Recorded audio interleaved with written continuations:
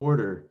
This meeting is being held pursuant to and in compliance with Emergency Ordinance 20 TAC A14, an emergency ordinance to ensure the continuity of government during the COVID-19 disaster. The committee members who are electronically present at this meeting are Karen Davenport, Roger Schickendance, MK King, Glenn Michael, David Storm, Sean Bridge, Tom Thorpe, Robert Finley, and myself. Also joining us are supervisors Liz Palmer and Planning Commissioner Rick Randolph, and county staff Tori Kanopoulos, Kevin McDermott, and Vivian Groschel. The persons responsible for receiving public comment are the 5th and Avon Community Advisory Committee. The opportunities for the public to access and participate in the electronic meeting are posted in the Albemarle County calendar. Has everybody had an opportunity to review the minutes from last month's meeting? Are there any proposed changes at this time? Motion to approve.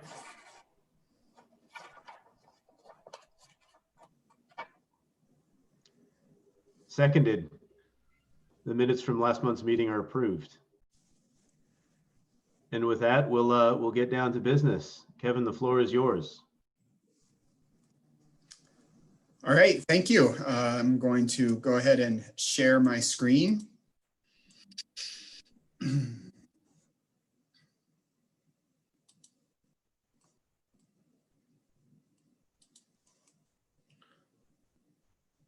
And I'm going to start my presentation. Actually, I think you guys are looking. Do you guys see the presentation, or do you see the that PowerPoint program right now? We see the program and not the slide only. Okay, let me switch that then. I'm going to stop sharing for a second. And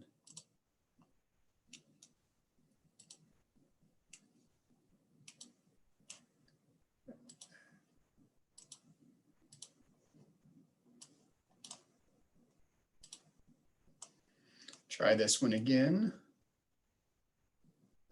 This time.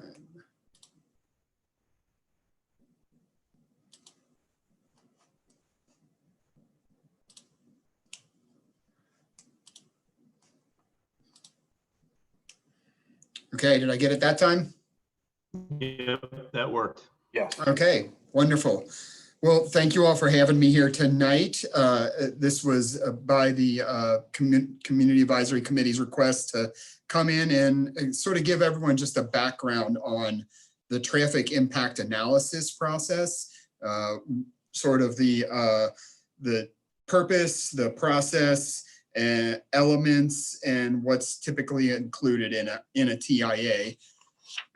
So I'm just going to run through this with you. It's going to be really informal. So I'll sort of keep my eye open on the participants, and if you have a question, you can sort of try and give me a flag, but I'll also at the end be happy to answer any questions as well.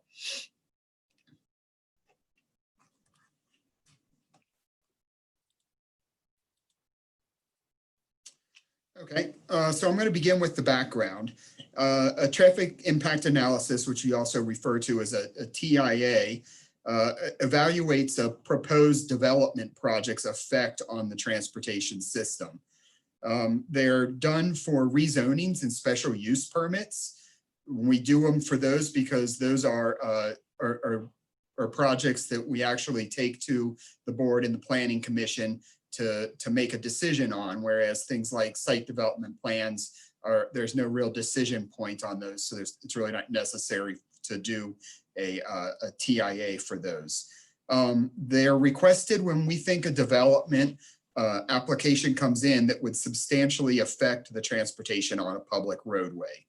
The term substantially affect is not defined in the county code, but the county staff generally uses the number of 1,000 vehicles per day, or about 150 new trips in a peak hour, as a threshold. So if that development would create that much new traffic, then we would request a TIA.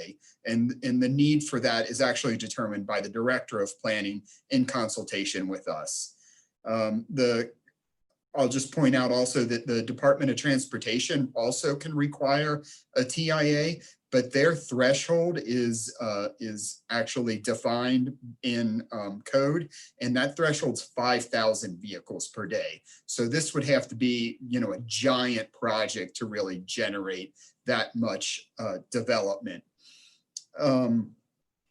There are additional analysis, just so you know, besides TIAs. So the TIA really analyzes the operations of intersections, but we also, it's if there's a site plan that's going to be involved, we can look at analysis for entrance permits, such as how many turning movements and the need for turn lanes, things like that. So there are other smaller analyses that go on, but those are the primary.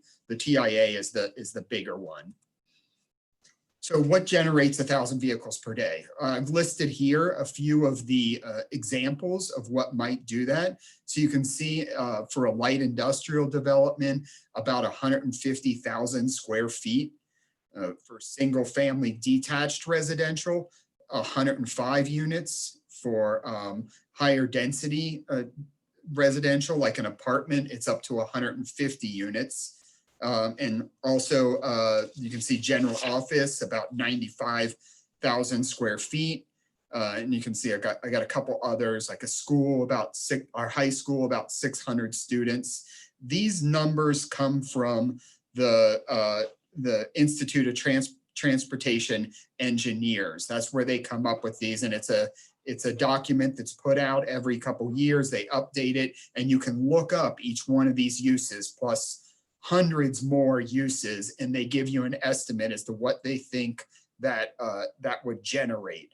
Every time they come up with a new volume of that, the estimates get a little better because they have additional studies that they've done on different uses that would kind of hone in on exactly what they think those trips would be generated at. Things like daycare facilities and private schools, they don't generate, they don't generally generate more than 1,000 vehicles per day unless they're really large, but they could usually trip that peak hour threshold that I mentioned of 150 vehicles in the peak hour. As you can imagine, like a private school in the AM peak hour, they're going to have a lot of parents that go in, drop off students, and leave. So you'll tend to see those generate more than 150 vehicles in that peak hour if you get up around maybe 100 students at a private school.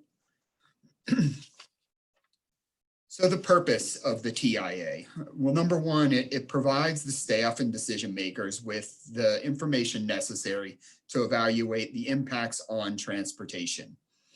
It identifies existing and emerging transportation issues, and it recommends potential transportation improvements that would address those issues. I want to point out that even though we ask for recommendations in those TIAs that the developer would give us, it doesn't mean we expect that applicant to proffer those improvements. Those are, if a development was only adding a smaller amount of traffic, but background growth was really what caused the issue, then we wouldn't expect that developer to address the problem that was existing when they went in. We can also we can use that TIA and that information as a basis to propose reasonable proffers that would address those transportation impacts. So, and I know that you all have had discussions about proffers and realize that there are very specific requirements surrounding proffers. They need to be specifically attributable to that development. They need to be reasonable, and so on and so forth. So a little bit about how the process of a TIA works. So for all rezonings and special use permits, the county requires that applicant come to a pre-application meeting and present what they're proposing, and then we can kind of walk them through what the process would be for that overall application. If at that time we look at that proposal, we determine if there's a need for a TIA based on what they're proposing, the size of the development. If it is determined necessary, then the staff would schedule a TIA scoping meeting, and the Department of Transportation, the county planner, and the applicant and their representatives would attend to that.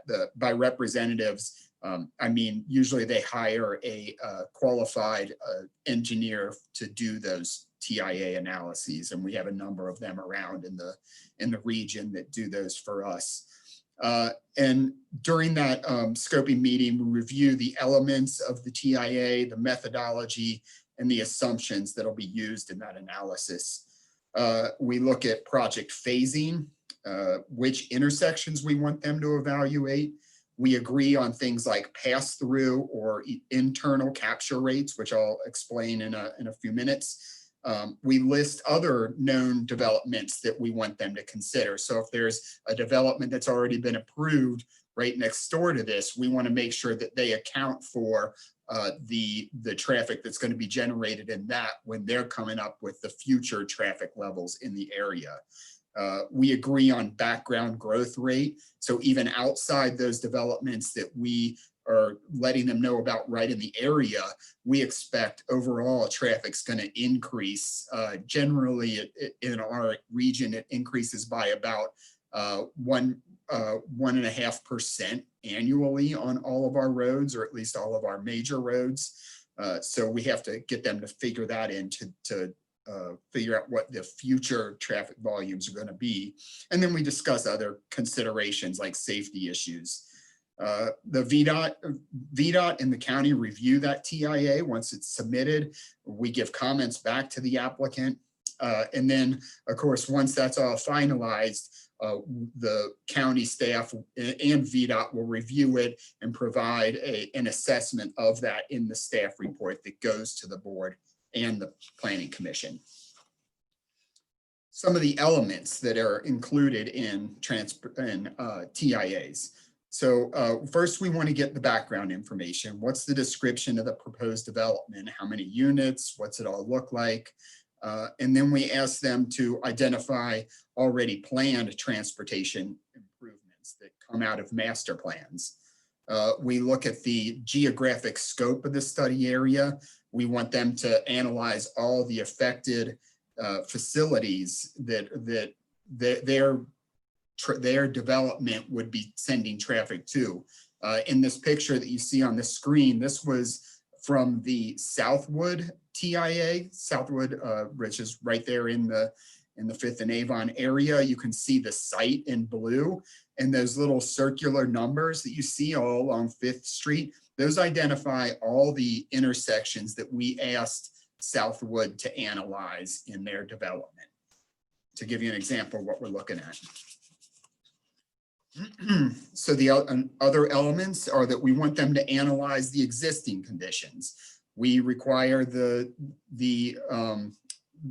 professional to go out and conduct traffic counts, and those are done during normal operations. So they go out on, say, Tuesday, Wednesday, Thursday, when school is in session, when there's no special activities going on that would cause those traffic numbers to vary widely from what is typical. And we have them actually conduct counts at all of those intersections that we're having them operate.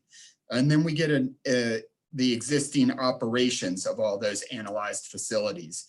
What you can see here in this picture is this was from the, looks like the Brook Hill development. So that's 29, and you can see the signals at Ashwood Boulevard and Polo Grounds. And these show what the counts were for all the movements on there. So the arrow represents which way the vehicles were coming, and then you can see the AM number and the PM number for what's making each of those movements. So that's what the current traffic counts, what you're seeing is the current traffic counts right there. They use modeling software that can analyze those operations, and it's something that we call Synchro. That's the name of the modeling software that they use. And what that tells them is the delay in seconds, the queue length, and the level of service. The level of service is like a grade based on the amount of delay at the intersection. So A through F, A being the best, obviously, and it's assigned a number. Each movement is assigned a grade, and then the intersection overall is assigned a grade. Anything E or F we consider failing. That is based on delay, so perceptions and tolerance are a factor. Obviously, if you're going through a corridor and you have to stop for a significant amount of time at multiple intersections, it's going to feel like you're waiting a long time. So you got to keep that in mind as you're reviewing what level of service may be. It may not look bad at any one intersection, but when you consider all of them together, it can feel really bad, really congested. And then we have them analyze the future conditions. They have to justify the future traffic volume estimates. And what I mean by that is the background growth, like I mentioned. Generally, we have them include about 1.5% increase every year, and other future developments, as I mentioned. And we have them do that for the build out year. So the year that they expect their development to be completed, we want to know what they think that traffic is going to be like and have them analyze that as the future operations. We then have them develop their own trip generation estimates. As I mentioned before, we use ITE for that. And we have them do that for the maximum build out of the proposed development. So even if their development isn't going to build everything they could on that land, we want to make sure that we get the maximum number that could be developed, because as you know, the zoning goes with the land. So future owners could build it more dense if it were zoned denser. So that's something to keep in mind. And then we have them justify the modal splits, internal capture, and pass-by traffic. Modal splits mean how much of that traffic do we think is going to be done by bicycle, by pedestrian, and by transit. So if it's on a transit line, we'd assign a lot of those trips to transit. If it's a mixed use development where we expect people to say park and shop and go eat or go to multiple stores or live, work. If you may live in one part of the development and work in another, you could walk. So that would be an internal capture rate, what stays in there. And pass by percentage is because some uses aren't generally considered new destinations. You can imagine coffee shops or gas stations. A lot of times those trips are generated by people that are already going past that spot on a road.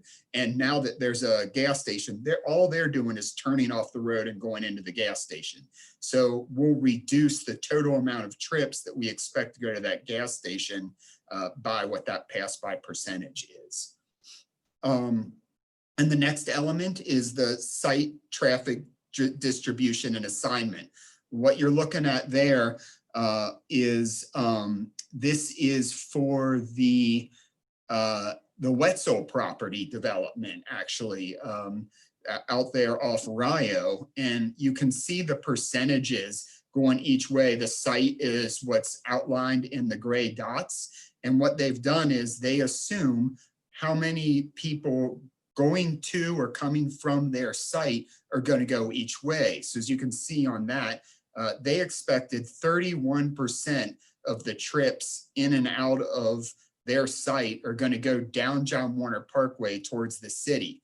32% are going to go out Rio Road towards Route 29, that area, and another 32% we're going to go down Rio Road into the city, staying on the older section of Rio Road there. So we asked them to distribute their traffic how they think they're gonna really make their trips, and the county and VDOT will review these numbers and see if we think those are accurate. I think that's it. The description of the distribution. Yeah, I got that. So then the next piece is the analysis of the future conditions with the development. And this is what an analysis table really looks like, what I'm showing you here. This is, once again, that Wetzel property that we discussed. And what you're looking at is the results for the Rio Road, John Warner Parkway, K-Tech entrance intersection. So that signal right there. On the left-hand side, you can see the different things they're evaluating that intersection for. So existing traffic conditions, the no-build traffic conditions, which would be the if they didn't build their development in 2023, what do they think the intersection will be operating like? And then the next one is the build 2023 with traffic conditions. So if they build their development, but they don't make the improvements that they were proposing. And then the last one is the if they build it, but they include the transportation improvements that they were proposing, which was a new median acceleration lane right there. The lane grouping going across the top now, the lane grouping is just which direction they're looking at for each movement of the intersection. So eastbound left, eastbound through. The storage length tells you how much room is in any turn lanes that are available. And then you can see we've got AM peak hour and PM peak hour with the level of service, delay, and queue, like I mentioned. And so each one of those got a grade. The queue is in feet and the delay is in seconds. And the final piece of the TIA is the recommended improvements. We want to have them make an assessment of the potential transportation improvements so that we can see if what they're proposing is going to address any problems. The roundabout that you see there actually came from the ABC development right there in the 5th and Avon area. The Albemarle Business Campus. So they proposed a roundabout there at the corner of Old Lynchburg and 5th Street in the county office building. And then they analyzed that to see if they installed a roundabout, would that address the traffic impacts at that intersection. So then they have the conclusions which summarize those impacts and the operations with the recommendations that they have.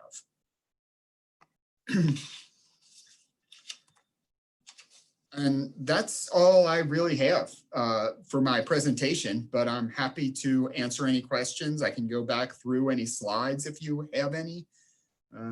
Happy to talk.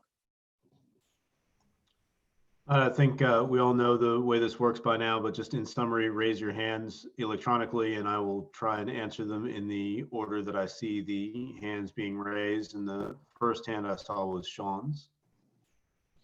Thank you, James. And Kevin, that was actually a really great presentation. Just kind of giving, I had no idea exactly what detail, what things got looked at, nor did I have any idea the traffic impact of certain different developments, like the 105 unit residential. 3 quick questions for you. So on the slide where you had, I think it was it Brookwood, which is the development up 29? Hill, yes. Brook Hill, thank you. So when you had the AM and the PM times, is that 12-hour blocks or are those peak times?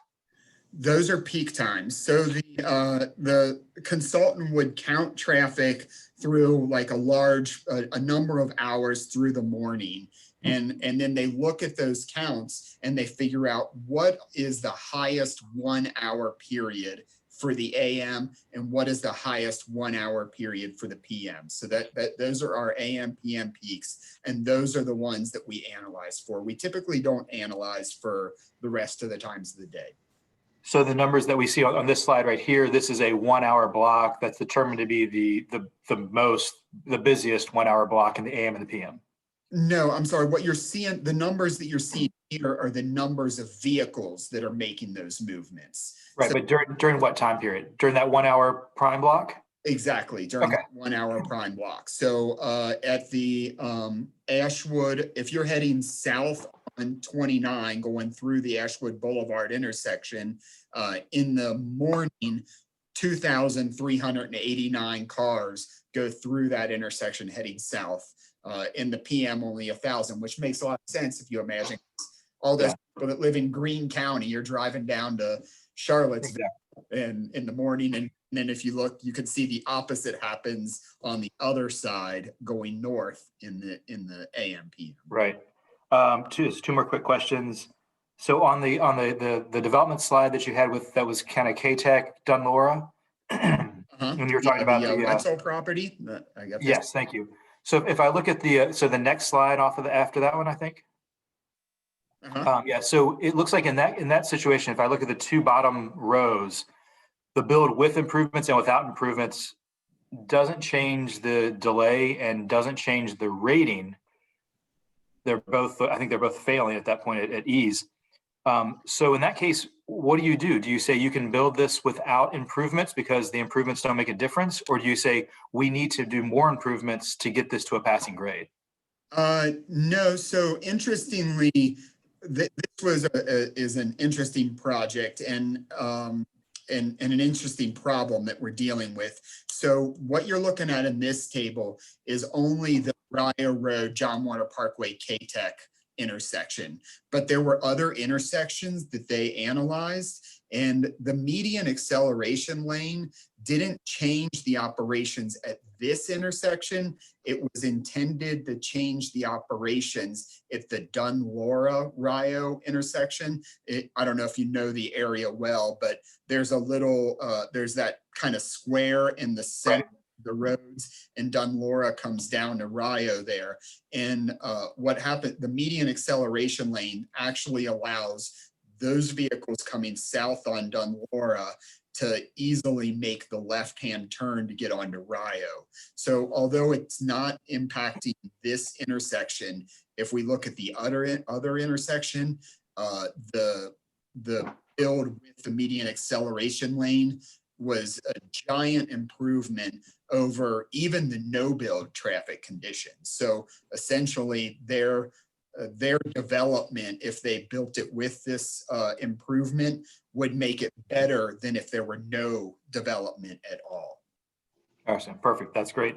And then last question, just more general. So when you have an area where you've got the city and the county lines meeting, like say Fifth Street Station, and you're looking at traffic patterns, like how does the county and the city work together to assess those sort of situations? What works best?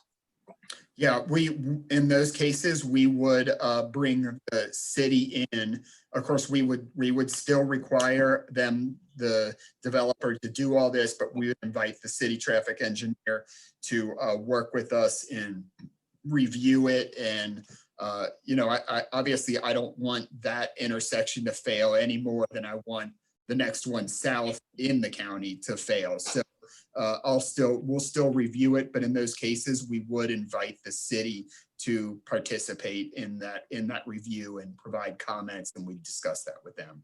Great. So with the city analysis that just happened on Fifth Street, that kind of went Cherry Elliott to Harris, more or less, does that get close enough to the county line that you guys get involved in that, or is that kind of solely a city analysis? Yeah,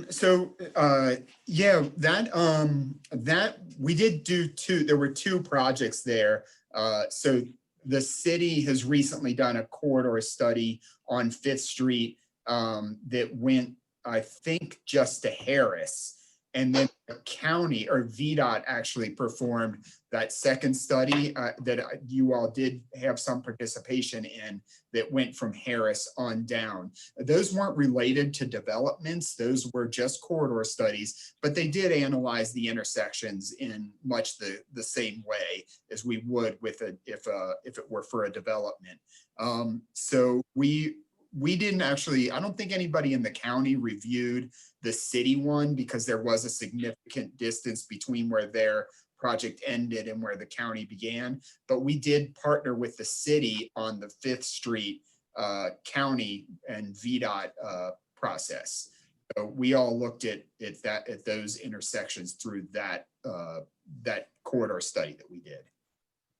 That's great. Thank you very much, Kevin. Yeah, and actually, the results of that are available. The results of looking at Harris and the 5th Street intersection, and of course, we looked at all those intersections all the way down to Sunset.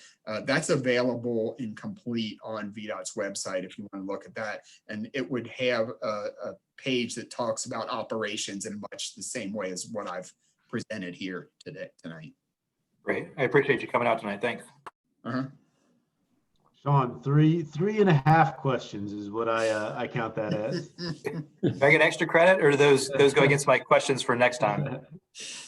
MK, I think you're next up.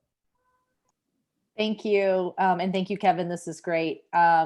You may have said this, and I apologize if I missed it.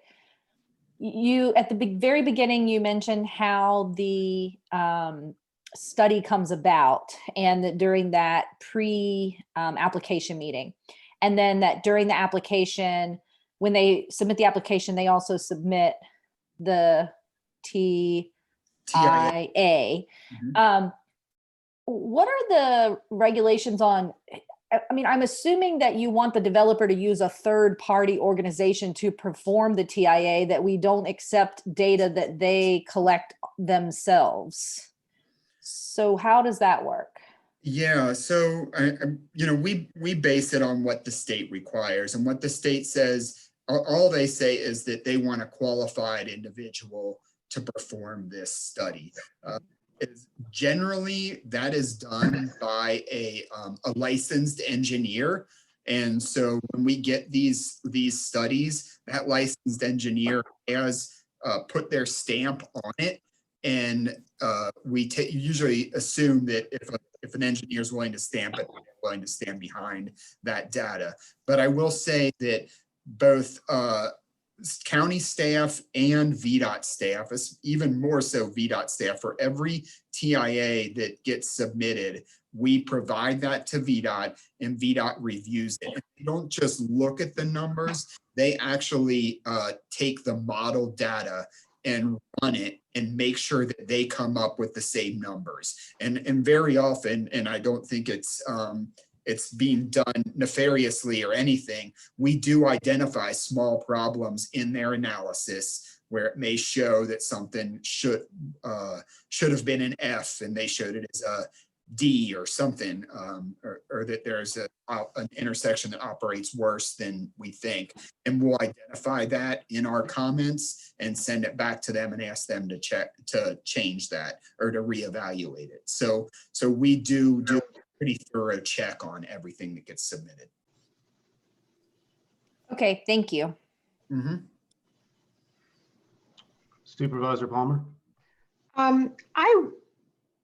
So when you're determining these levels of service, and when you're determining them before you add anything to improvements to the road and to the corridor, are you just using that 1.5% average growth rate? Or are you looking at undeveloped land in that corridor and considering, densities in the master plan or anything else like that in the corridor? How are you, Well, it depends. What we try and do is, if there is a development that's proposed within, a reasonable distance from the development that the application is coming in for, that we think is going to have an impact on those on the operations at an intersection, then we identify that. We give the number of units to the person developing this TIA, and we have them include that in the number for the no build future. So like what you see here, the no build, and this is a good example. If we're talking about the Wetzel property, the no build traffic conditions, what you see there is assuming that that the rest of Belvedere is going to get developed. So we took the numbers for all the future development phases of Belvedere, and we gave those to this developer for Wetzel, and we said, I want you to include this number in that no build. There's also that residential development, which I can't think of the name of right now, but it's down at the end of Penn Park Lane, brand new homes and a fairly good sized development.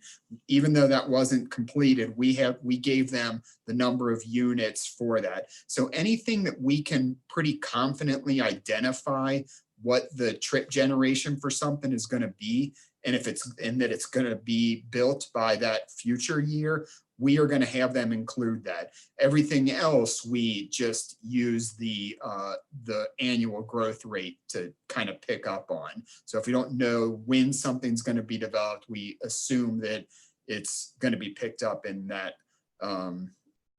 annual growth, but we can fluctuate the annual growth also. So if we don't know of a lot of developments, but we think that there's probably a lot happening, we'll say we want you to have a 2% annual growth. If there's just nothing going on anywhere in that area, it's just an area that we're not seeing a lot of development, then we could lower it down to about 1% annual growth. So it has to, typically it's got to be already in the pipeline for you to count it. Yes.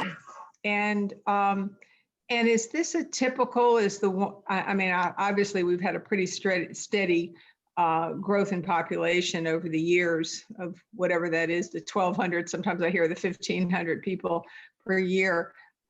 Is that 1.5% based? Is it the same in many localities in the Piedmont or in Virginia? Or is it based on our population or just our traffic count? Usually what we base it on is that we look at the history of change. So VDOT counts traffic on all the public roads in the county every year. And what we'll do is we'll ask the person developing this TIA to pull the past 5 years of numbers and figure out what that annual growth rate was on that road. And that's what we base it on. And if we think that the next couple years of growth is likely going to match the previous 5 years, we'll have them use that same rate of growth that they just determined. If we think the next few years is going to see a lot more growth in the corridor, then we'll increase that. Does that make sense? Yeah, it does. I'm surprised they do it every year because a lot of times I've asked about traffic counts on roads and been told it hadn't been done for a couple of years. So yeah, they do. It is done. I guess I should. They don't physically count every road every year, but they analyze every road every year. So if there's a so they may be making assumptions sometimes to come up with the daily traffic volumes that they put on there. The bigger the road, the busier the road, the more often they'll actually put physical counters down. So you, Liz, know in your district, you're probably often asking about rural roads, and roads don't get counted quite as often. Gotcha. Thank you.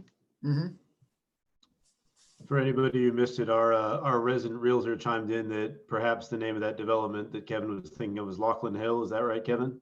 That's correct, Lachlan Hill, yes. All right, well, thank you for MK for pointing that out. And Roger, I saw your hand next. Hi, Kevin. I have two questions. First, who pays for the consulting work on the TIA? Is that the county or the developer? The developer pays for that. And then second, if you have multiple developments that are occurring more or less simultaneously, like Southwood and Albemarle Business Park, is there any mechanism for cost sharing, or is it just the developer that's last in line gets the burden of the improvement? Well, like I said, it doesn't always mean that there's an improvement, but if it's a proffered improvement, it has to be reasonable to that developer. So, so we know that Southwood was going to have a greater impact on that 5th Street, Old Lynchburg Road intersection. So the the Albemarle Business Campus developer didn't proffer to rebuild that entire or to fund the improvement of that entire intersection. They only funded what they thought their contribution to the impact was. So they came up with a percentage of the total cost of that, and that's actually what they proffered. It was approximately $500,000 that they proffered for that improvement. So the county picks up the rest of that, or VDOT? Or Yes, I mean, in that case, we have gone for a smart scale grant, and we are putting some of the funding in. In that case, the county would pick up the difference between what the total cost and the state plus the developer were putting in. The county would do that. In some cases, you know, you may have two developers. It just didn't happen. Southwood, we didn't get any proffers on transportation proffers with Southwood.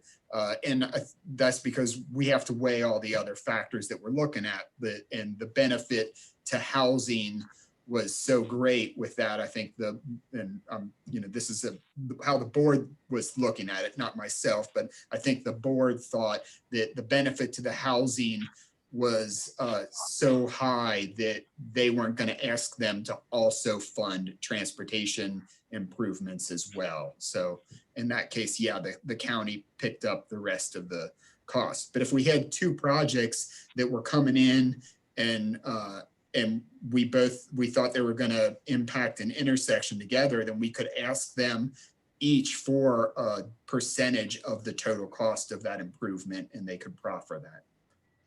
but you wouldn't go back and retroactively ask Southwood to contribute? But Right. no, once the project is approved, we don't have any mechanism to go back and ask them for something else. Right. Thanks. Rick, I see you. I think MK had a follow on, and then we'll get to you next. Nope, you're good, MK. All right, Planning Commissioner Randolph. Kevin, I apologize to ask you some questions on this when you've gone through this so many times in different settings that I've been there for. But every time one looks at TIAs, one finds something else that strikes one and raises questions. So here's my first question. You talked about trip generation of maximum build out of proposed development.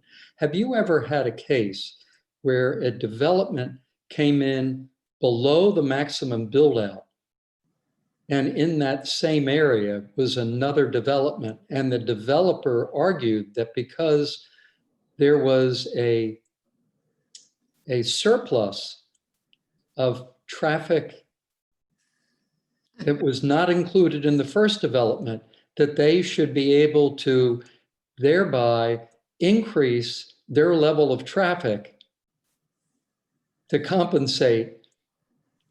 You're laughing, but I'm asking you because Because I think you know that we have something going on right now. There's an application before the Planning Commission Tuesday night where in fact the developer is saying because the development wasn't built, it wasn't fully built out, that they should be able to have additional development. I just wondered if anyone had ever made that argument based on trip generation.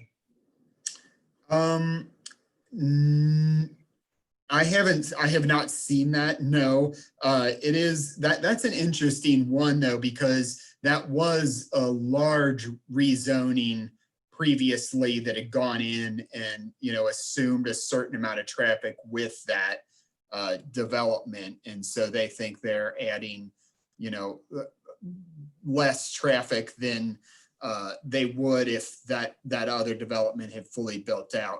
I have not seen that before. It's an interesting argument, but I wouldn't be surprised if we don't see it in others. It would really be mostly an issue in really large developments, say something like an old trail in Crozet, or maybe something in the future in Brook Hill, where they may not develop fully and there may be adjacent ones. But no, this is that's the first time I've seen that. Okay, good. Well, I'm happy to hear that. you talked in the same slide, you talked about site traffic distribution and assumptions. You use the word assumptions that get applied to them. Are those assumptions based on empirical data? If so, is that data generated on site? And if it's not on site, is it based on comparables of similar type developments where there is hard data available? Well, what we do is look at the existing traffic on roads, so we know where most traffic is trying to get to and from. There isn't really empirical data. That's one of those situations where what we're doing is we're sitting around a table with a lot of people that have looked at traffic in the area significantly over the years, and we're trying to come up with those percentages. So there's no hard and fast rule for how we come up with those numbers. It's really just trying to understand what existing patterns, what existing destinations are high traffic destinations in the region, and trying to come up with what we think a reasonable amount is. Okay, so in other words, you're not using empirical data or comparables. Last question. The TIAs really look at the worst case scenario of maximum traffic, and never have I seen a non-peak mean. When you look at a lot of these intersections, we're talking probably 3 hours out of 24 hours where there is congestion because of the maximum amount of traffic. One thing that I wondered if you know any other counties or any other states are using this, or cities are using this, is to look at the differential between the peak traffic versus the non-peak mean to see how much of a deviation from the mean is occurring during the peak. It's just useful to know, we always, hidden in those figures of the peak is average hourly traffic flow. And that is not deducted. Just one thing that would be useful to be able to look at as well in comparison to see how much percentage-wise the peak is distinctly different than the non-peak mean. Just a thought. That is measured. That's called the K factor That's the K factor. Yes, referred to as the K factor, which is the difference between what the average during the day is and what the peak hour is. So you can see the difference and how much it changes over the top. And we also have to consider that the peak generation for a certain development may not be the peak times for the roadway. So say a soccer field, or like the soccer facility, they don't generate, their primary generation of trips is not actually in the typical AM PM peak. It's often on Saturdays or Sundays. Churches are the same way. So we have to consider if maybe we don't want to look at necessarily the AM PM peak, but we may want to look at what's this other factor, other time period that we want them to analyze for. But we are aware of K factors, and we try and consider those as we're looking at it. Okay, great. Thank you very much for that. Mm-hmm. Kevin, I know we're over time, but I think we're going to try and squeeze in just 2 more questions if you're amenable to that. Absolutely. All right, MK. Thank you. This is sort of a addition to Liz's question about adjacent developments, because she did point out that you're only looking at ones that are in the current pipeline. But is there any consideration for, say, in a growth area where there would be allowed by right high density on a property that maybe isn't in the pipeline? Only considered when we're arriving at what we think that background growth rate should be.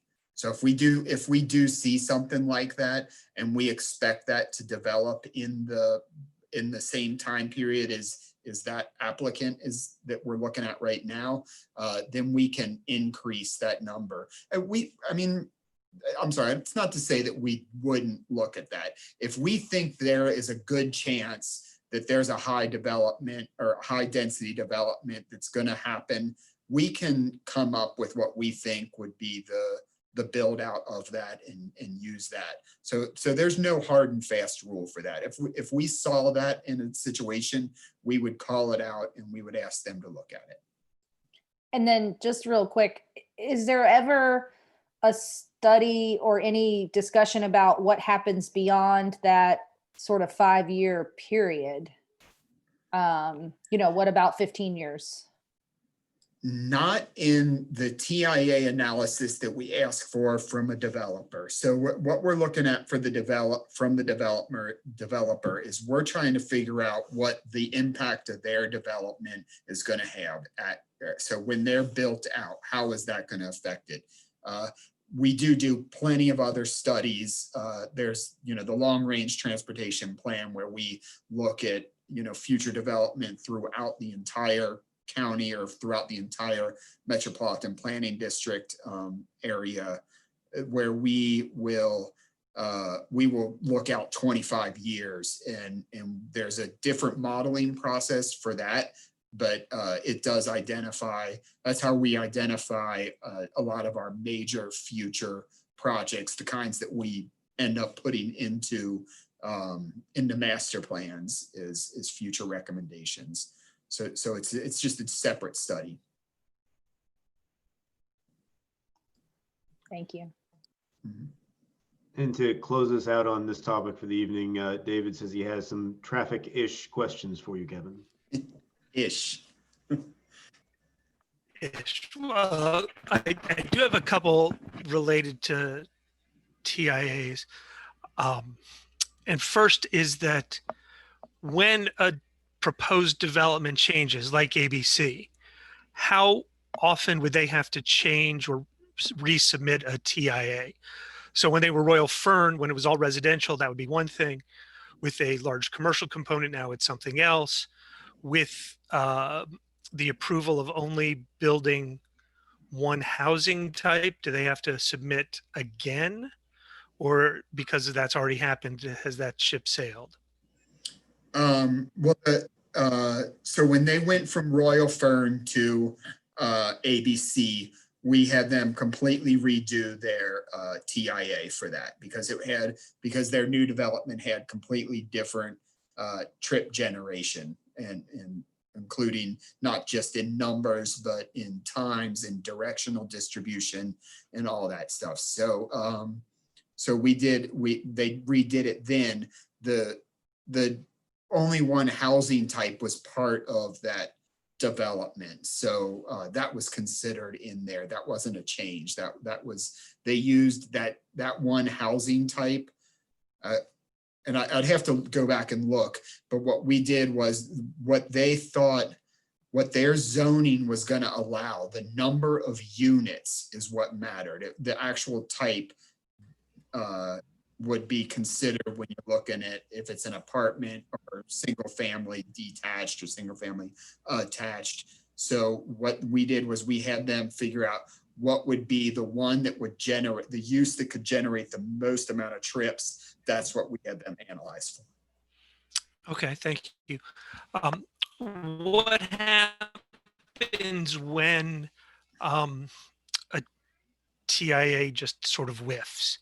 I'm really sort of thinking about Fifth Street Station Parkway and Wegmans Way, which is just across the creek into the county, and that intersection, coupled with one in the city at Fifth Street and Fifth Street Station Parkway, has had impacts well up into the city, back to the Harris Road intersection, as well as heading back up toward the lights with 64. So I don't think anybody anticipated how popular that intersection was going to end up being. And so what are the options to remedy those sorts of whiffs where we just didn't quite get it right? Well, those are lessons learned, and I wasn't around when that TIA was done, and I don't know the details.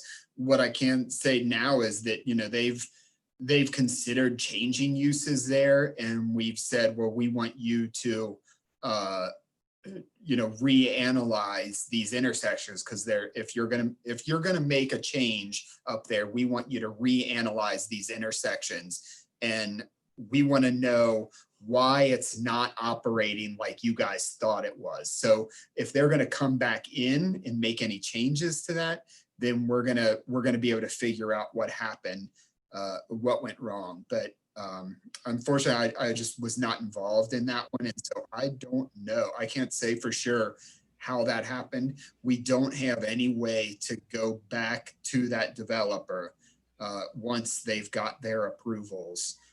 As far as like making major changes or major improvements to anything.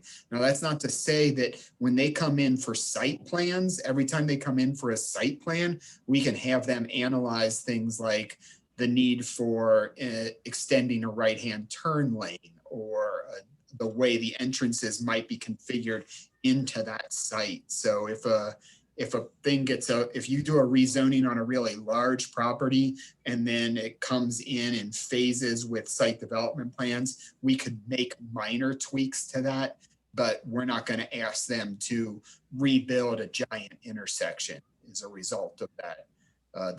We just wouldn't put that on the developer. That would end up being falling back on the county or the state to find the money to do that.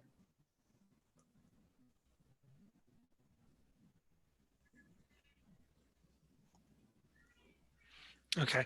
And the last thing I have, and where that stands in the process, that's, you know, might be the last NIFI project still hanging out there.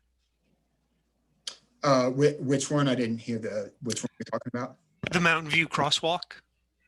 Oh, and I know it's not yours anymore, but yeah. you can get back to me on that if you need to. My understanding is that has gone out to ad already, and they're probably working on getting the construction company under contract now, but I have not heard a specific update with that. I'm happy to reach out to the project manager and get back to the CAC overall and make sure that's moving forward. As you know, they advertised it once. There were some problems with the contracts or the bids that came in, and they had to advertise it a second time. But I had never heard that the advertisement had any problems the second time. So I'm guessing that they probably are putting somebody under contract now. Great, thanks, appreciate it. Mm-hmm. Well, Kevin, thank you for your time. I would attribute the abundance of questions to the high quality of the presentation and the richness of the discussion that prompted. You're always really popular when you come here, so I'm really pleased that you joined us and gave us that presentation. Thank you so much for your time. Yeah, thank you. I'm happy to do it anytime. All right. Next up on the agenda is the PC and board liaison update. So let's turn it over to Supervisor Price and Supervisor Palmer.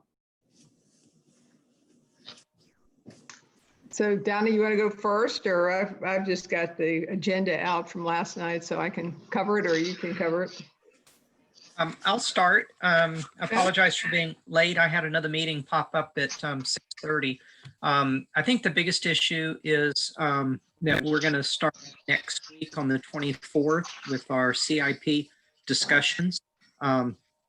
We had about 26 projects last night that were listed. And so I'm definitely looking for input from everyone on their priorities on that, so that we can then work together with the other board members to try and prioritize them. The other thing, as you know, is the governor last week signed another executive order with regard to the pandemic. And last night we modified our emergency ordinance to put it more in compliance with the language from the governor's executive order. There's a couple of pieces of good news out there in the midst of a terrible storm of the pandemic. The first piece of good news regionally is that Albemarle County and our surrounding counties are the only place in the Commonwealth that seems to have some degree of a measure of control over the infection. The rest of the state and the rest of the nation is looking really, really bad right now. The other piece of positive news, which I'm sure everyone has been following, is that the vaccines do appear to be coming along quite well. And from what I've heard is they're estimating about 40 million doses to be available by the end of the year. Those will start out with our first responders, medical, frontline medical personnel, and they've got a phase 1A, 1B, 2, 3, and 4. The caution, of course, on that is that the vaccines are not yet out. And it's anticipated that will not be before April until we really have a sufficient percentage of the population protected. That means that as we go into the holiday season, which is the beginning of the flu season, which is the worst time of year for the pandemic, that we need to be exceptionally cautious. Many of the areas around the country and around the state are seeing spikes that are putting our medical facilities at tremendous strain again. And so we really do have to be careful. We're very fortunate, though, that I believe our constituents, our residents, as well as our sister governments of the city of Charlottesville and UVA have done a really good job in terms of the plans and the policies that we've implemented. There was some talking a little bit yesterday, a little bit earlier in this meeting, shortly after I came in. As you may know, we have another big development. It's actually a resubmission of Breezy Hill coming in. That goes before the Planning Commission next week, and then it will come before the board on the 16th of December will be the meeting that will come back up. And so everything that Kevin was talking about in terms of transportation impact analysis is very, very relevant to what we're looking at there. And I really appreciate some of the questions, particularly from Planning Commissioner Rick Randolph, who has zeroed in on the major issues that we've got to address with regard to transportation there. So Liz, I appreciate you letting me go first, so now you can fill in all the gaps from the things that I failed to cover. Well, Can I just interrupt real quick? Sure. Just how about a round of applause as UVA students? I've been watching the numbers here for the county in Charlottesville and the schools and places around the country. You know, our numbers are really low, and everybody thought very, apprehensive about the students coming back. And I think they've done a really good job. I really do. So I kind of want to give an applause to them, at least so far. Under threat of getting kicked off campus, but yeah, they've done a great job. I agree. And I think we do have to give credit where credit is due. It's the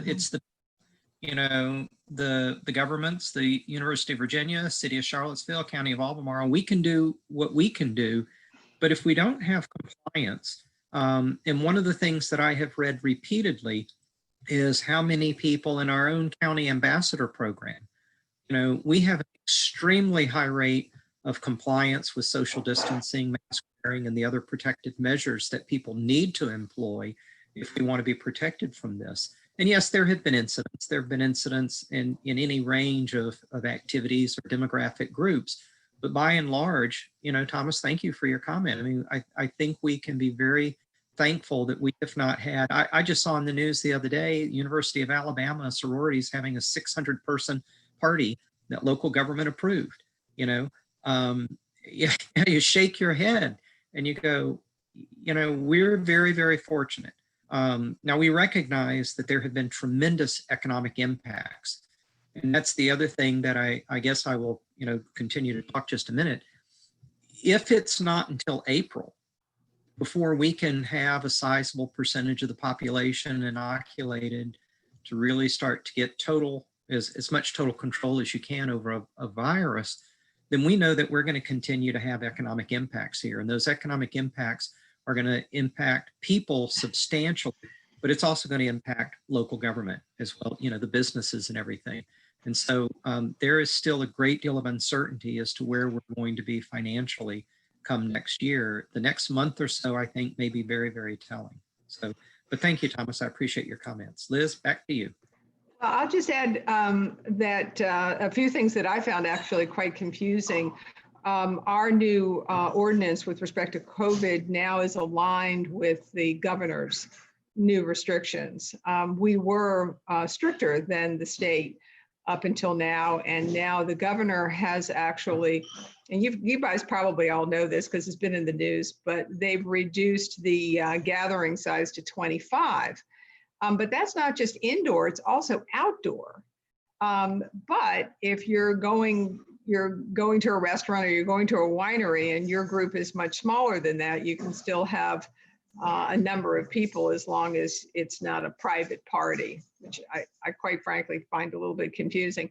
They also, he also changed the age of the mask ordinance from 10 years and older to 4 years and older. Or I guess 4-year-olds get to not have to wear a mask, so it'd be 5 years and older. Which, you know, I'm amazed at how many little kids I see really dealing with this quite well. But I did find the new ordinance a little bit confusing, where, you know, the outdoor seems to be the 25, also if it's a private party. So anyway, I've just got the agenda from last night, or yeah, it was last night, geez. Time flies. We also had the presentation for the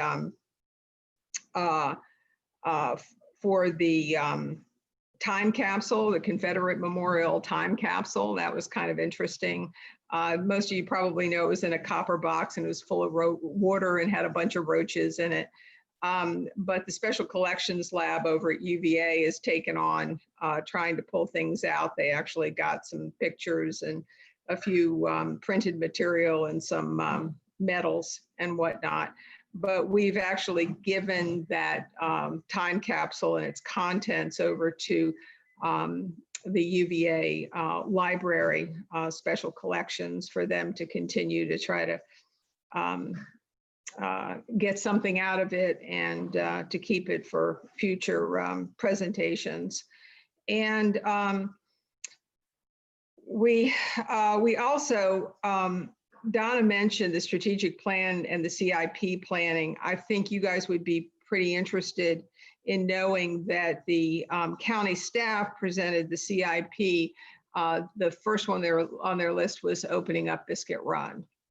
And so I figured everybody here would be happy to hear that that's still high on everybody's list, and not knowing what our money situation is really until January. There was definitely a lot of interest. And I think in general, the board agreed that that really had to stay up there. Our Greenways and Blueways program was up high. The schools haven't met yet to figure out their priorities, but many of you probably already know that the two top priorities for expansion on the school side was Mountain View and Crozet. And so we just have to wait and hear from the school board as to know if that's still their priorities going forward.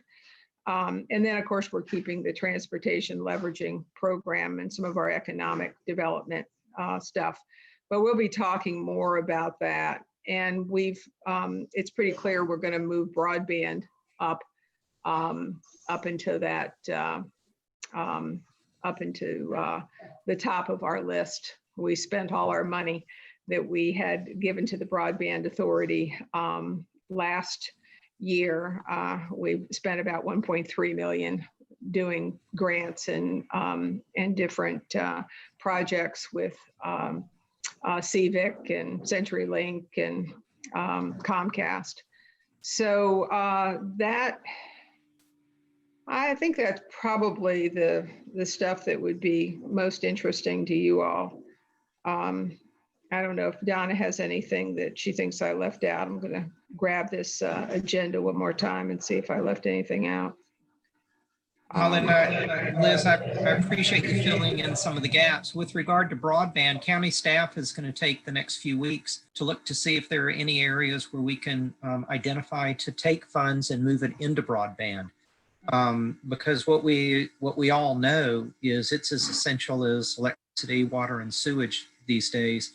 more and more people are working remotely. So many students are going to school virtually.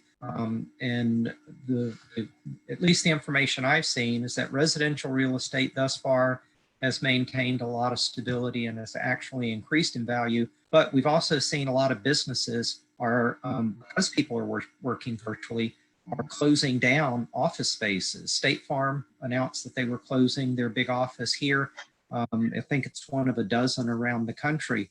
So one of the things that I had asked the question about was, can we look to take some of the money that we would have otherwise been spending towards developing new commercial space or business space and take some of that money to help existing businesses, but also move some of it towards expanding broadband, because we have more and more people. That's the biggest roadblock that they've got right now to being able to continue to have good jobs and their children get educated. Liz, thanks so much for filling in all those other gaps. So I think we're done for now. Go on to Planning Commission. Before we move on to the planning commissioners, Dave, did you have a question for the supervisors?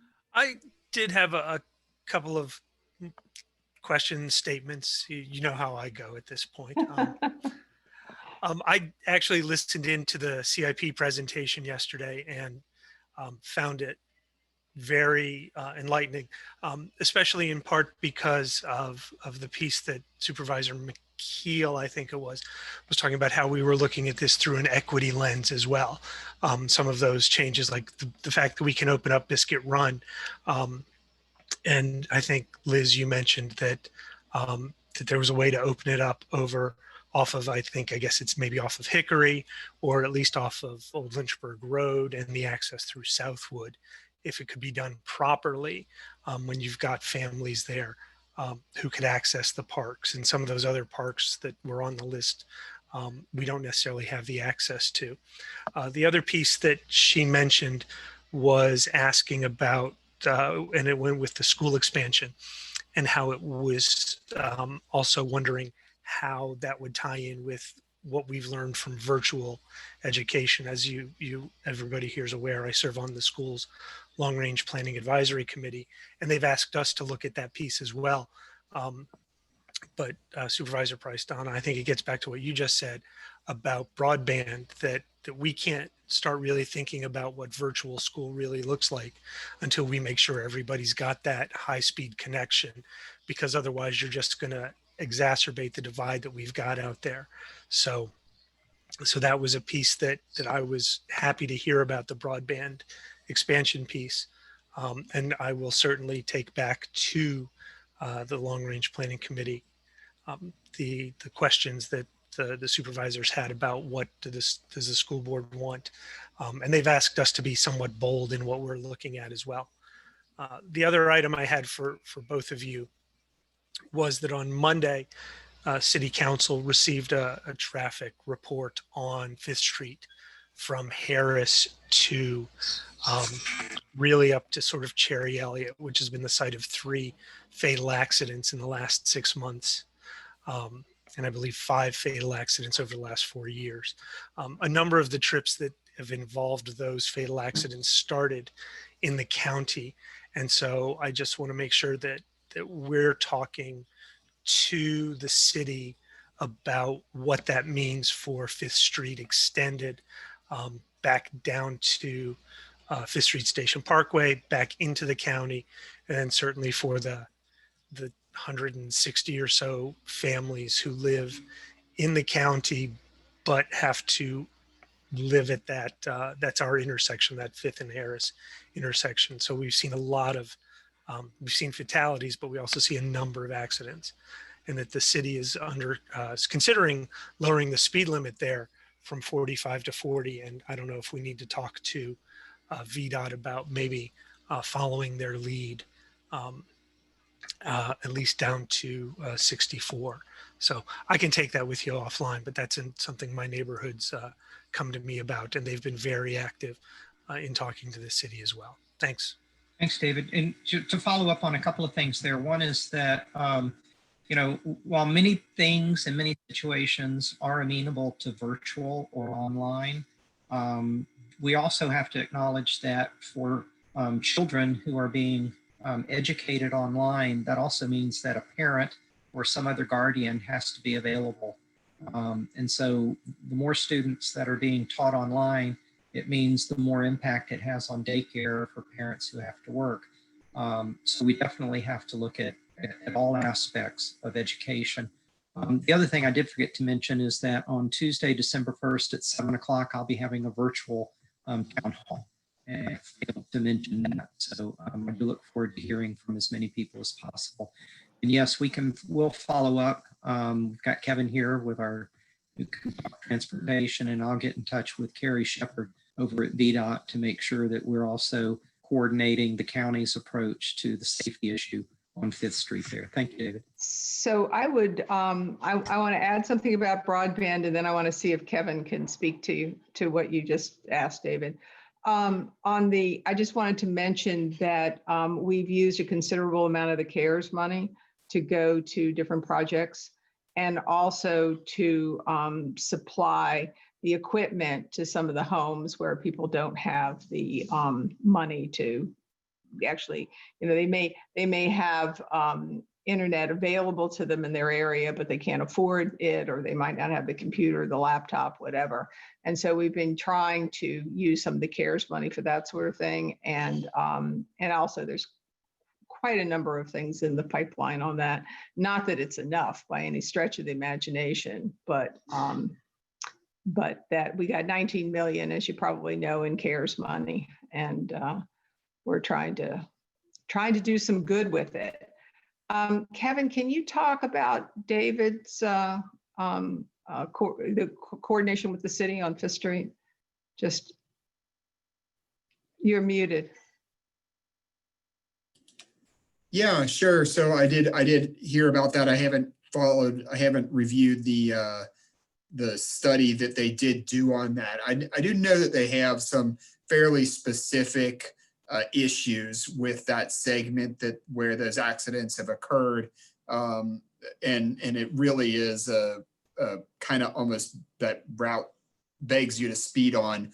Our segment, once you get into the county there, it is 45 right in the area of I-64. We could easily ask VDOT to do a speed study there and evaluate the potential for lowering that to 40. It doesn't seem like that would be difficult because there's so much going on right in that area. My guess is that it would be amenable to having a lower speed limit. As soon as you get south of the interchange, it goes down to 35 in the county. And I'll also point out that we are looking at things like that roundabout that we're trying to get at 5th Street. That's a great traffic calming mechanism. And I know that the city has also called for a roundabout in that section that they just looked at, because they recognize also that can slow traffic down and make it much safer. So I'm happy to discuss that with Carrie and find out if there's an opportunity to evaluate and maybe lower the segment of the county along with the segment of the city. Well, thank you, supervisors, for that rich discussion. It generated a couple of questions that I'm going to tacitly ignore for a little bit so we can make sure we have enough time for our planning commissioners. And we'll get back to those questions if there's time at the end. But Planning Commissioner Randolph, Planning Commissioner Firehawk, the floor is yours. I'll go ahead and yield the floor to Karen. Go ahead, Karen. I really don't have anything particular that's going on in the Sam Miller district to tell you about tonight. And I had heard Kevin's presentation before. I just want to say kudos, even though I heard it before. I always learn something new. And I have asked him if he would, put that on the county's website so everyone can become a traffic expert. One thing though that I did hear about at the Planning Commission that I think is particularly interesting is the fact that Jaunt is expanding its on-demand ride services. And that has some interesting implications down the road as they scale that up for perhaps reducing traffic coming into town, because people in more far out areas could now, when they explained it to me, what you could pre-schedule a ride with John saying, I want to go to work in the urban ring and I'm down here on Route 20 South or Fifth Street Extended or wherever you are, and easily get a ride in. And it might not be you might have to have a window of time for pickup and drop off, but we could start to see the ability to commute on demand, and that would allow us to leave our cars at home. So as we think about traffic, I'm excited for the future of that. And, of course, a lot of people are working remotely. I'm one of those folks who's still waiting for the good broadband, the internet fiber to come down here. It's supposed to be installed in April, but until then, I can't work from home. So you can probably tell by my crappy connection, but I'm really glad to see you guys tonight for your service. Thanks, Karen.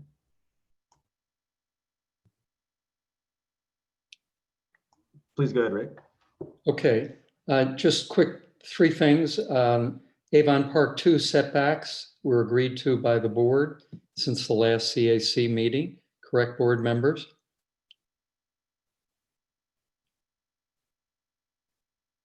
Seeing no protests, I will stand on that being reality.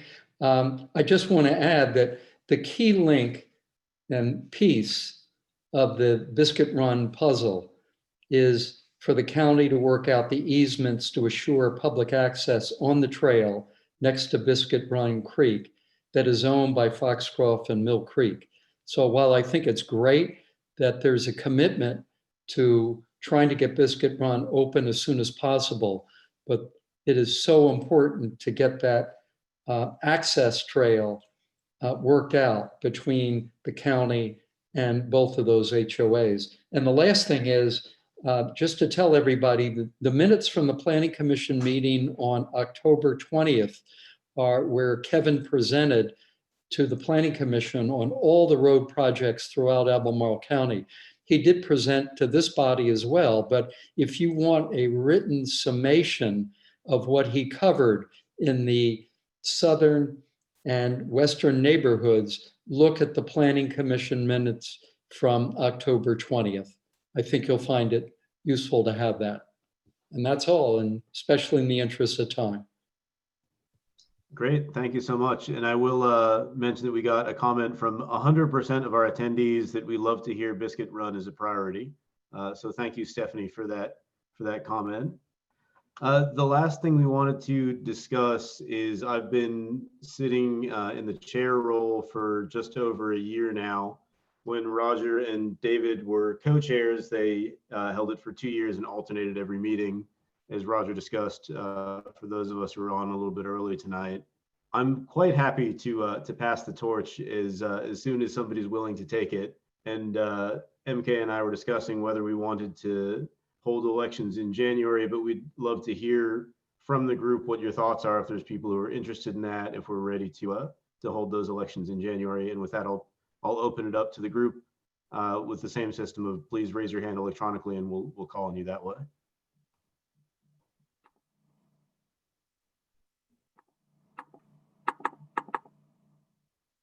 Sean, I think I saw you first. Yeah, I mean, I'd say that one, you guys, I think, are doing a great job. And I haven't been on this committee that long, maybe 2 years. But I'll be honest, however long I've been on it, so let's go with 2 years, I feel like I'm just starting to figure out what's going on and how this works and who the people are.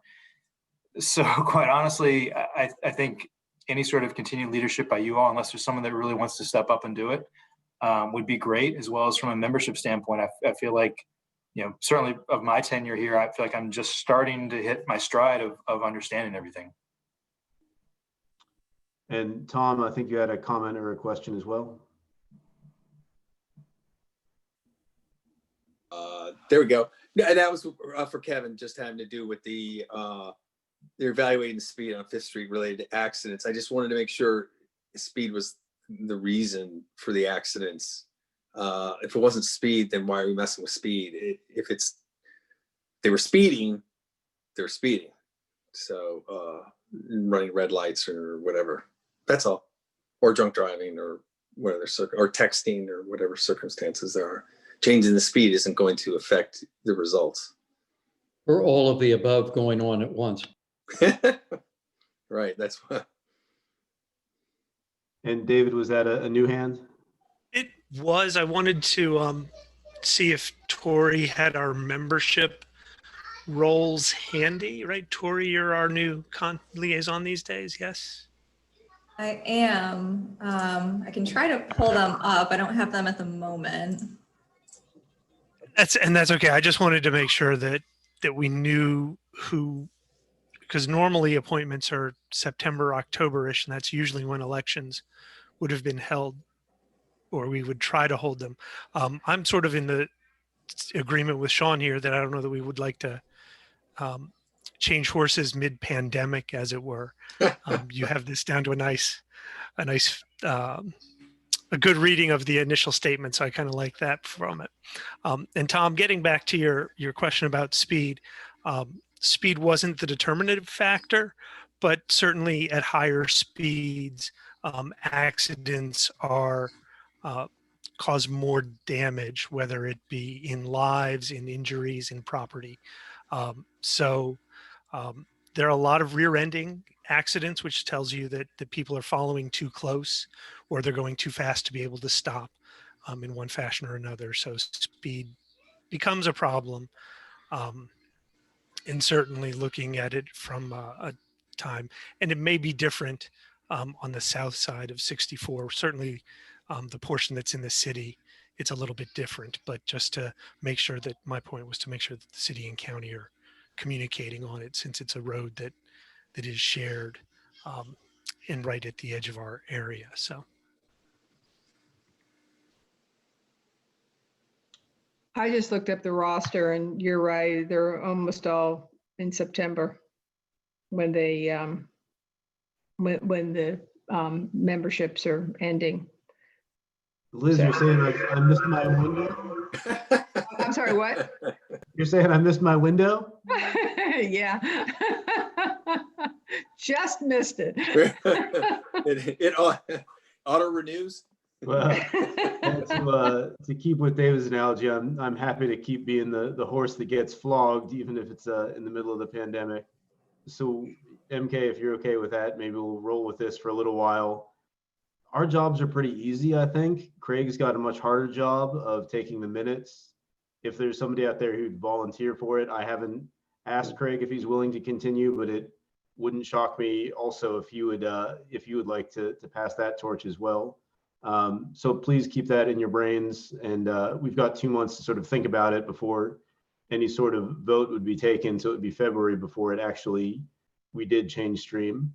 But I would love to offer him a little bit of relief and get to participate in the meetings a little more instead of having to take minutes that entire time. Let's discuss future topics. I know we've got a list, Tori, already. Are there other things out there that weren't on that list or you didn't email to me? Any emails that you sent me, I forwarded to Tori, so she sort of got that already. But if there's other items out there, if this discussion fomented any topics that we want to hear about, please, let's bring those up now. James, I was Go ahead, wondering about Biscuit Run again. I'm in Mill Creek South, and we have a fair number of people parking in our neighborhood to go get into the park that isn't there yet. And I'm just wondering, will we have any options once the park opens to keep them from doing that? Yeah, I think Biscuit Run as a topic overall has definitely been something that got a lot of attention with this group. So we had a discussion on it, gosh, maybe 2 months ago, but certainly there was a lot of enthusiasm for continued updates, I think, as has become available, Tori. So if we can get one of the folks responsible for that project in, I'm sure we've got lots of questions as that development continues. Thank you. So there certainly is going to be a parking lot there for people to park in. So it's going to, right now, there's no real place to park to get in there. So I would hope that once we give people a parking lot, they'll just go into the parking lot. Yeah, we would hope. Aaron, are they parking illegally? Or, I mean, are these stretches of roadway where parking's not allowed? Well, I mean, could could we get enforcement in there if that's the case? They're parking on the side of the road. It's on a grassy strip there. I don't know if there's anything illegal about it. But it's just a little problematic. Can barely hear you, Karen. Sorry. I don't project about. I think one of the complications is there's just not a lot of space on the roads there. Right. You go and visit someone, if you can't park in their driveway, you end up having to park partially on the pavement, partially on the grass shoulder. The roads are not really, they're just not designed to provide on-street parking safely. Correct. Yeah. All right, well, we're at the end of our agenda. Does anybody have any saved rounds or alibis they want to speak about now? Great. Well, as you know, our December meeting is canceled and our next meeting is tentatively scheduled for January 21st at 7 p.m. Opportunities for the public to access and participate in the electronic meeting will be posted at a later date in accordance with Emergency Ordinance 20 TAC Alpha 14 and open meeting requirements of the Virginia Freedom of Information Act. I move to adjourn the meeting. Before we go, I did have one last question. We saw that the site plan review process has started for Albemarle Business Campus. Who are we gonna, do we have somebody who's watching that to make sure that that site plan meets the proffers, that we don't have sort of a little creep like we saw in terms of changes? We, with Fifth Street Station in particular seems to have had some things that during the development process, or at least the site plan process, that didn't end up being what we expected them to be, at least from my neighborhood standpoint, with the placement of the road, with some riprap placed in Moores Creek. So is there anyone who wants to watch this, to watch the site plan process? It's a little harder since they're not meeting in person, but who would be responsible for sort of making sure that the proffers are addressed in the site plan and during that process? I wonder if they're having Zoom meetings for the site plan meetings. I don't know that. It's my understanding they're not having meetings at all, that everything's being submitted electronically in writing. David, under normal operating procedure on an application like that, I, as a supervisor, would be sitting in on that site review meeting, and also the planning commissioner, Pam Riley, would have attended as well. But given the fact that they're not meeting, it makes it, very difficult to talk about accountability. We're really dependent on county staff to follow through on what the board has agreed to with the development. So that's the best I can do in terms of an answer. Sure, and if the group is interested, I can send out a link to County View so that you all can access the site plan if you're interested. I'd have to look and see for sure who it got assigned to. I'm not sure if it was the same planner who did the rezoning. I think it was, but if it's not, they would definitely coordinate with the planner who did the rezoning and make sure to check over the proffers very carefully and the application plan. That's correct, Tori. It is Andy Reidelbach who did the rezoning, is reviewing the first phase of the site development plan. Not to drag this out any longer than we need to, and to contradict what I just said, where I feel like I'm just finally starting to get my feet under me with this committee. I probably haven't followed as close as I should, but I know this committee was pretty specific in our feedback of ABC, and feeling like the proffers were inadequate, and in order to meet the requirement of the development providing significantly higher levels of improvement that really weren't there. I didn't see any discussion in the approval from the Board of Supervisors of requiring higher proffers or requiring a higher standard. Was that reflected, were our concerns reflected in that meeting or conveyed to the developer at all, other than our meeting with them?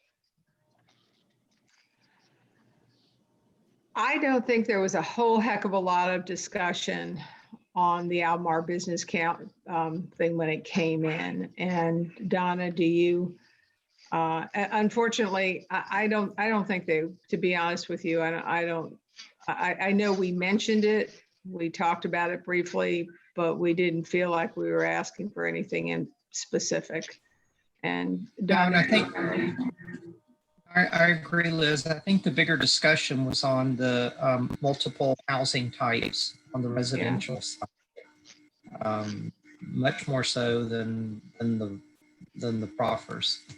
So I'm clear on that. So my understanding is that our concerns that we brought up regarding inadequate proffers and the development and rezoning not meeting the higher standard were reflected in y'all's conversations and meeting with the developer at the Board of Supervisors meeting? We didn't have, yeah, I think that's really true. We didn't have anything specific to ask for, in all honesty. And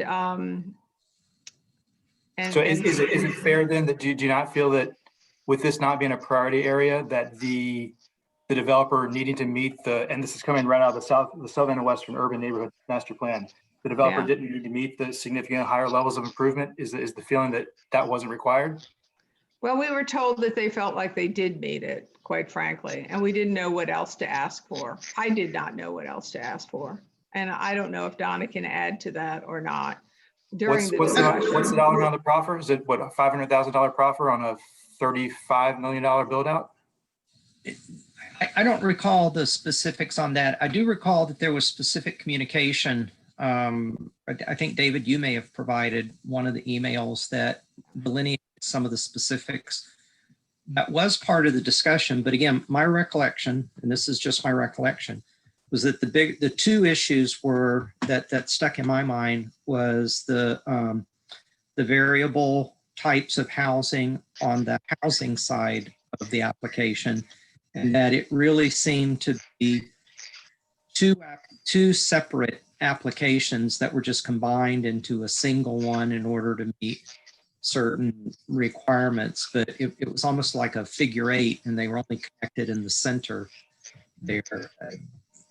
And that's just my recollection from the meeting right now. So I honestly have to go back and listen to the meeting. I know that David's letter was brought up, but I'd have to go back and listen to specifically how it was brought up. To avoid, because I know there's a lot of information that gets passed around.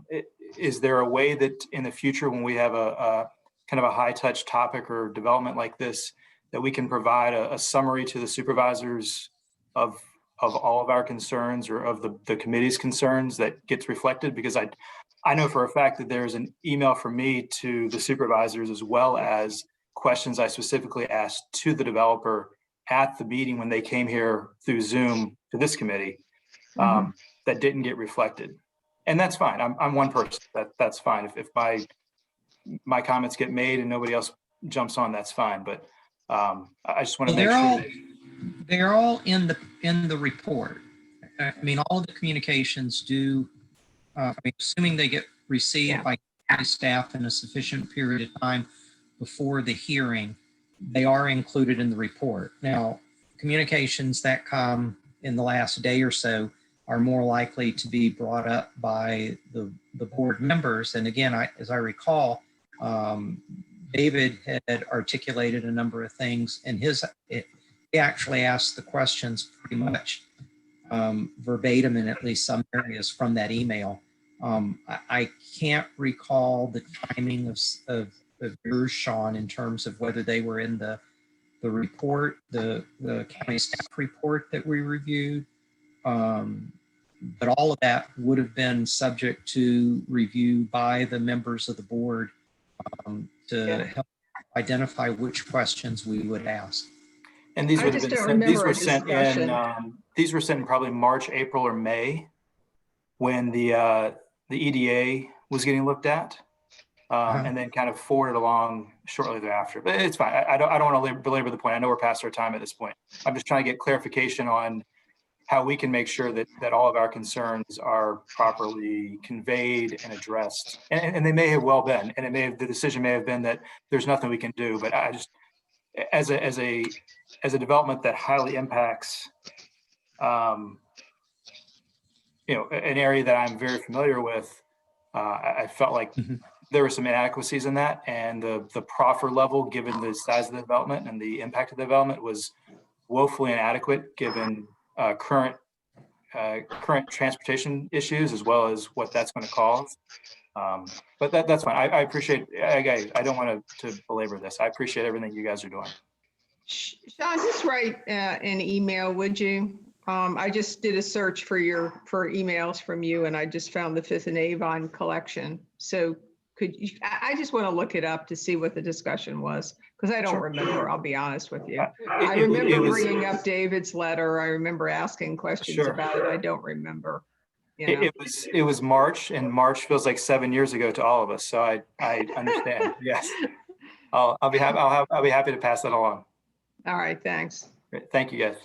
And I'm not sure if my name is being taken in vain here or not, but I did write, I think a 5-page, I think it was a 5-page letter with some quotes out of the master plan. And I think where my concerns was that this was not an area that was highlighted for development in the master plan. And therefore, by the terms of the master plan, it called for heightened proffers and for the developer to bring more to the table than would otherwise be expected. And I think that may be where Sean's going with it. I remember. But I understand. I remember your letter really, really well. I read it multiple times, and you sent it again right before the meeting, and I remember bringing it up to staff. My memory is just really poor. No, there's so much that goes on. I do remember yours quite well. I just don't remember Sean's. I don't know why. Well, I can assure you that David's was much better written and much more thorough than mine was.